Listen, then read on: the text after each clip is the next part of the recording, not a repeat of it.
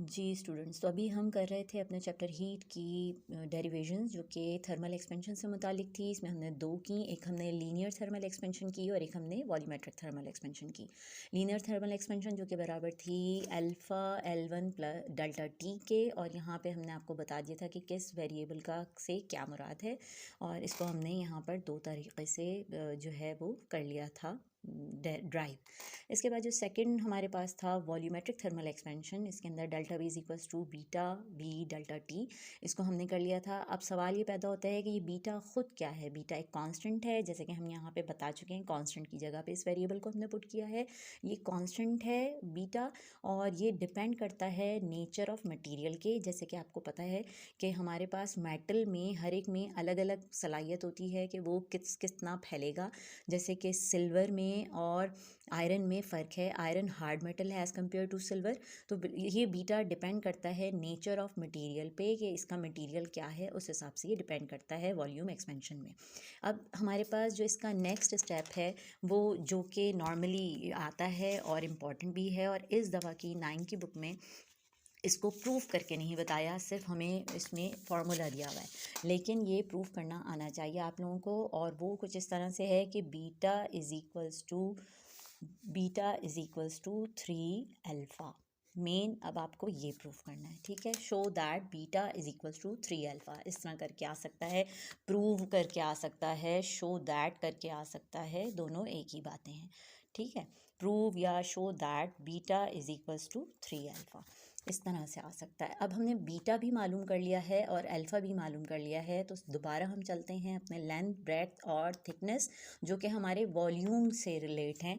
यानी कि वॉल्यूम हमारे पास बराबर है length into breadth into thickness, और ये मैं यहाँ पर आप लोगों को बता चुकी हूँ। ये L फॉर लेंथ है, B फॉर ब्रेड्थ है, और थिकनेस के लिए T का मैंने ले लिया। Normally T is for time होता है, तो लेकिन इसमें क्योंकि लिया हुआ था तो मैंने कहा इसको आपको बार बार बताऊंगी तो आपको अच्छे से बताने से याद भी हो जाएगा। अब अगेन अगर V1 होगा तो L1 B1 T1 होगा, और V2 होगा तो L2 B2 और T2 होगा, और अगर डेल्टा V होगा तो वो V2 माइनस V1 होगा, यानी कि final volume minus initial volume. अब हम L1 को इसमें कर चुके हैं कि L2 is equals to L1 1 plus alpha delta T, यानी कि अगर हम बात करें यहाँ पर लेंथ, ब्रेड्थ और थिकनेस की अलग अलग, तो हमारे पास L2 इज़ इक्वल्स टू, हम पहले कर चुके हैं जो पिछले वाले में, कि L2 is equals to L1 1 plus alpha delta T. अगर लेंथ के साथ ये रिलेशन है तो यकीनन ब्रेड्थ के साथ भी ये रिलेशन होगा, B1 1 plus alpha delta T. इसी तरह यही थिकनेस के साथ भी होगा, T2 is equals to T1 1 plus alpha delta T. हमें ज़रूरत नहीं है कि हम इसे अलग अलग करें प्रूफ, क्योंकि हम ये ऑलरेडी अपनी पहली वाली इक्वेशन में लेंथ को कर चुके हैं। लेंथ की जगह पे आप यहाँ पे ब्रेड्थ रखेंगे तो ब्रेड्थ के बारे में आ जाएगा, थिकनेस रखेंगे तो थिकनेस का आ जाएगा। तो हमने कहा कि ये सारे जो है वो क्योंकि ये हमारी लेंथ, ब्रेड्थ और जो थिकनेस है वॉल्यूम से रिलेटेड है, तो हमने कहा ये सारे इसी तरह होंगे इनके रिलेशन। अब इनके अंदर अगर हम इसको मर्ज करते हैं, सम अप करते हैं, यानी कि V2 निकालते हैं हमारे पास वॉल्यूम के लिहाज से, तो यकीनन ये तीनों मिलाएंगे तो ये हमारे पास बन जाएगा V2। तो वो इन तीनों को मल्टीप्लाई करने से आएगा, यानी कि V2 के लिए हमने कहा L2 into B2 into T2।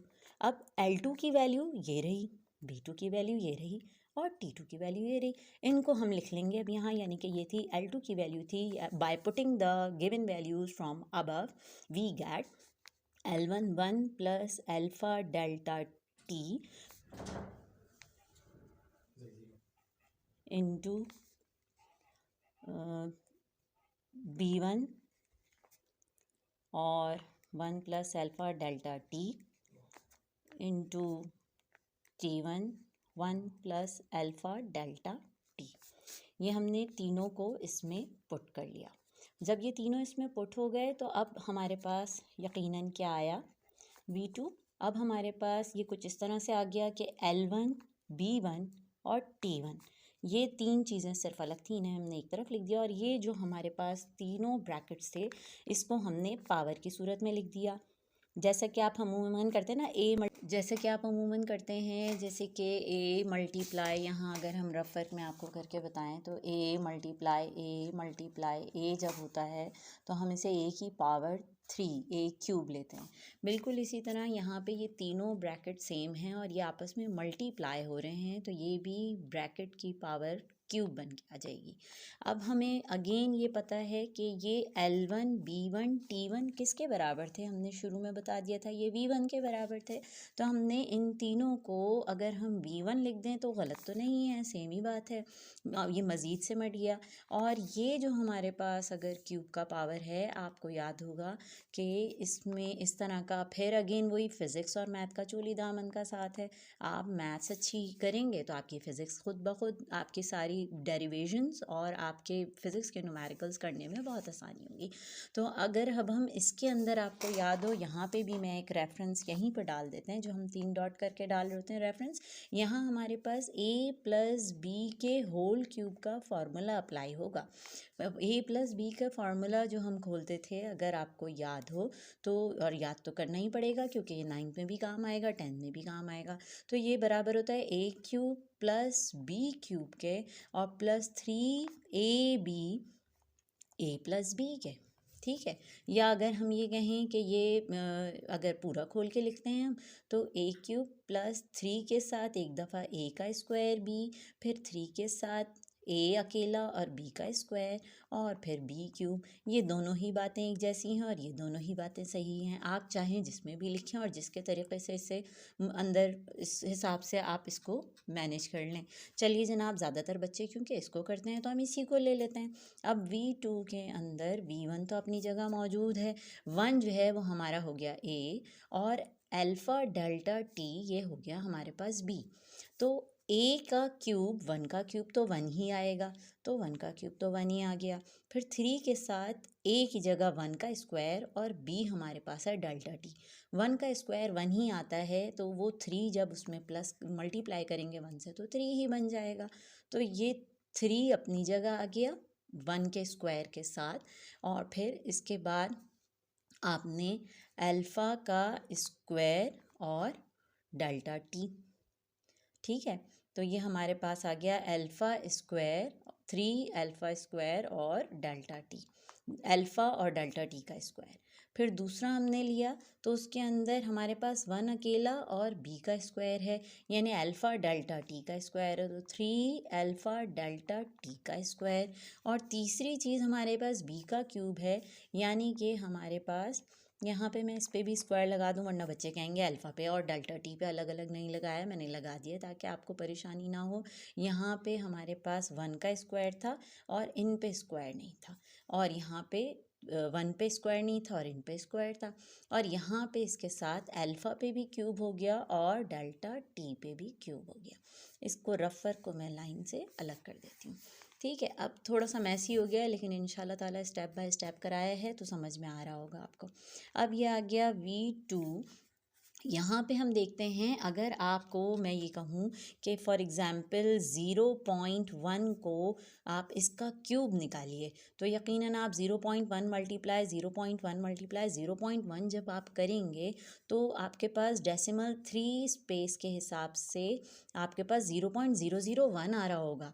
ये समझाने का मकसद ये है कि अगर कोई भी आपके पास वैल्यू स्मॉल होती है, तो जब हम उसको पावर में जब लेके जाते हैं तो वो मज़ीद स्मॉल हो जाती है, यानी कि ये जो हमारे पास अल्फ़ा और डेल्टा T की पावर की सूरत में जब हम लेंगे तो ये इतनी स्मॉल होंगी कि ये जब पावर की सूरत में मल्टीप्लाई हो रही होंगी तो ये नेग्लेजिबल हो जाएंगी। तो हम ये पावर वाली जो टर्म्स हैं इनको निगलेक्ट कर देंगे, ये जो 2 पावर वाली हैं इनको निगलेक्ट कर देंगे। रीज़न मैंने आपको पहले ही बता दिया क्यों। तो फिर क्या होगा बेटा ये बनेगा 1 + 3 अल्फ़ा डेल्टा T, यानी जो पावर के बगैर का आया था वो तो बच जाएगा, लेकिन जो पावर में था वो निगलेक्ट हो जाएगा। वजह यही है कि since these are small then higher order term are neglected या विल बी निगलेक्टेड। अब आपके पास इसको अगर हम खोलते हैं तो ये बन जाता है V2 = V1 1 आपके पास आ गया V1 plus 3v1 alpha delta T या 3 अल्फ़ा v1 डेल्टा टी, आप इस तरह भी लिख सकते हैं। कोई भी वेरिएबल आगे पीछे हो, मल्टीप्लाई करने से फ़र्क नहीं आएगा। 2, 3 और 5 को मल्टीप्लाई करें तो 2 3 ज़ा 6, 6 5 ज़ा 30, और 2 5 3 को करें तो 2 5 ज़ा 10 और 10 3 ज़ा 30। प्रोडक्ट हमेशा सेम आता है, आगे पीछे करने में साइन बस सेम होना चाहिए। खैर जनाब, v2 is equal to v1 plus 3v1 alpha delta T या 3 alpha v1 delta T, all are correct. अब हम, क्योंकि ये बात पहले भी पढ़ चुके हैं अपने उसमें, कि अब अगर हम इसको 3 अल्फ़ा को अकेला करना चाहें, 3 अल्फ़ा अकेला होने के लिए सबसे पहले ये v1 इसके साथ प्लस की सूरत में, ये से कहता है भाई जाओ यहाँ से, जाने के लिए यहाँ प्लस में हो रहा है, वहाँ जाएगा तो दूसरी तरफ जाएगा तो क्या हो जाएगा, माइनस हो जाएगा। तो ये हमारे पास बन जाएगा, मैं इसको इस तरफ भी लिख दूँ तो एक ही बात है, 3v1 alpha delta T is equals to v2 minus v1। बात वही है, ये v1 वहाँ जाके माइनस हो गया। अब ये 3v1 अल्फ़ा डेल्टा टी, ये सब आपस में एक दूसरे से मल्टीप्लाई हो रहे हैं। जब ये मल्टीप्लाई हो रहे हैं तो ये v1 और डेल्टा टी को भी कहेगा भाई जाओ, क्योंकि मुझे तो यहाँ पे सवाल में सिर्फ 3 अल्फ़ा ही रखना है। तो ये 3 अल्फ़ा बच जाएगा यहाँ पर, और ये v1 और डेल्टा टी जो इससे यहाँ मल्टीप्लाई हो रहा है दूसरी तरफ जाएगा तो ये डिवाइड हो जाएगा, और v2 माइनस v1 को भी मैं शॉर्ट करके डेल्टा v लिख देती हूँ। ऊपर हम बता ही चुके हैं delta v is equal to v2 minus v1, वही काम किया है, कोई नया काम नहीं किया। और फिर ये आ गया v1 डेल्टा t। अब अगर हम 3 alpha is equals to delta v upon v1 delta t, अब अगर मैं ये आपको बताऊं, ये हम देखिए पहले हम ये कर चुके हैं, 3 beta is equals to delta v upon v delta t। अगर आप देखें तो यही आ गई equation, delta v upon v delta T. ये भी v या v1 डेल्टा टी सेम ही बात है, वॉल्यूम ही को बता रहा है, यानी डेल्टा v के साथ वॉल्यूम को डेल्टा टी से मल्टीप्लाई करें तो वो कहता है ये बीटा के बराबर है। ये हम पहले प्रूफ करके दे चुके हैं। तो हमने यहाँ पे इसकी पोजीशन चेंज की और हमने ये किया कि 3 अल्फ़ा इज इक्वल्स टू यहाँ पे बीटा कर दिया। जस्ट ये beta is equals to 3 alpha कह लें या 3 alpha is equals to beta कह लें, बात एक ही है। और आप इसको बस बॉक्स में बंद कर दें कि हमने ये प्रूफ कर दिया, जो कि देखने में सुनने में एक मुश्किल लग रहा होता है। बच्चे इसको अमूमन छोड़ के आ जाते हैं क्योंकि आपकी बुक में ये इस तरीके से सॉल्व करके नहीं दिया हुआ है, लेकिन एग्ज़ाम में आ सकता है। लास्ट ईयर के लिए भी बच्चों के लिए इम्पॉर्टेंट था, अभी के लिए भी इम्पॉर्टेंट है, और ये फिर आपका आगे मैट्रिक में और फर्स्ट ईयर में भी काम आ रहा होता है। तो इसको बेटा स्क्रीनशॉट ले लो और अच्छे से समझ लो। फिर इंशाल्लाह ताला किसी और टॉपिक के साथ, किसी जो आप मुझे बताएंगे जिस टॉपिक में प्रॉब्लम है उसकी मैं आपको वीडियो बना के अपलोड कर दूँगी।